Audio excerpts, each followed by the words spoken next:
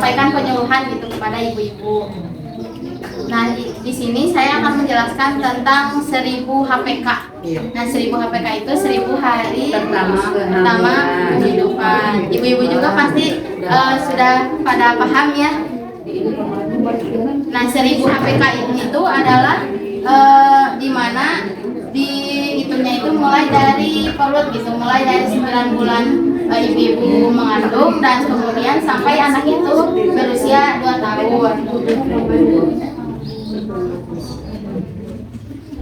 Nah, kemudian apakah 1000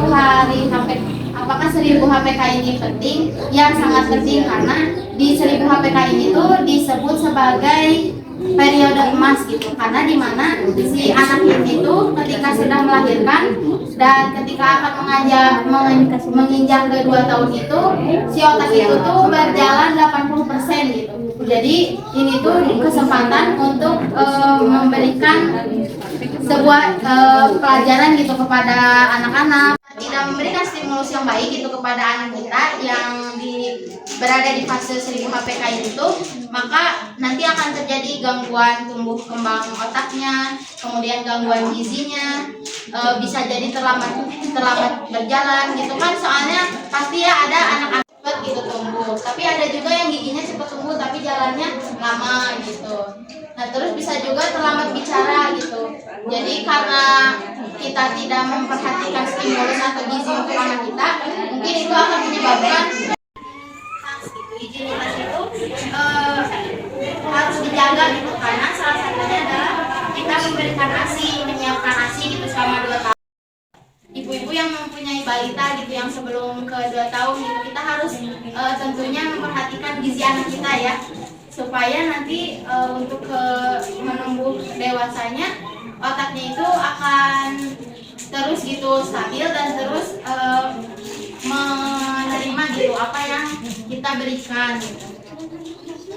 Nah, dan dalam hal ini juga kita itu harus memberikan stimulus yang baik gitu, karena jika kita tidak memberikan stimulus yang baik gitu kepada anak kita yang berada di fase 1000 HPK itu, maka nanti akan terjadi gangguan tumbuh kembang otaknya, kemudian gangguan gizinya, bisa jadi terlambat berjalan gitu kan, soalnya pasti ya ada anak-anak yang kadang dia itu lambat jalan tapi giginya cepat gitu tumbuh, tapi ada juga yang giginya cepat tumbuh tapi jalannya lama gitu.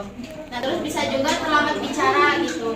Jadi karena kita tidak memperhatikan stimulus atau gizi untuk anak kita, mungkin itu akan menyebabkan kurangnya terlambat berbicara juga.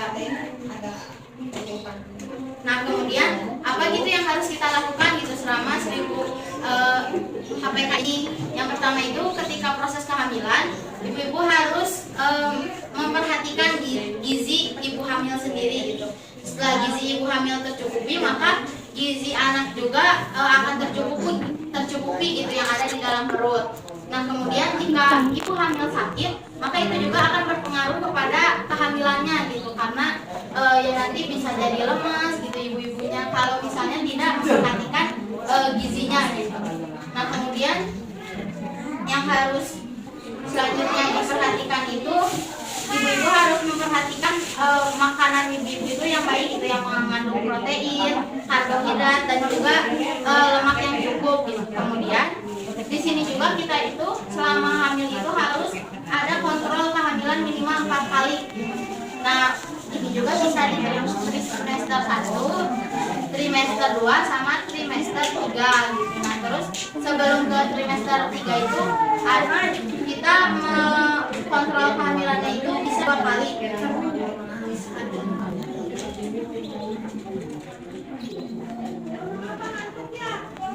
Nah, kemudian yang karena ASI juga mempengaruhi gitu untuk tumbuh kembang anak sendiri.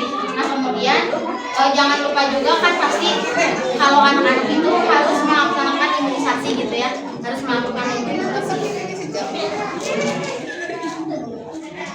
Nah, sepanjang periode emas itu, pertama kita juga harus melakukan higienitas gitu. Higienitas itu harus dijaga gitu, karena salah satunya adalah kita memberikan ASI, menyiapkan ASI mungkin karena ada yang asinya berkendala bisa disambung sama susu formula gitu, tapi kalau bisa gitu diusahakan untuk memberikan ASI itu sendiri.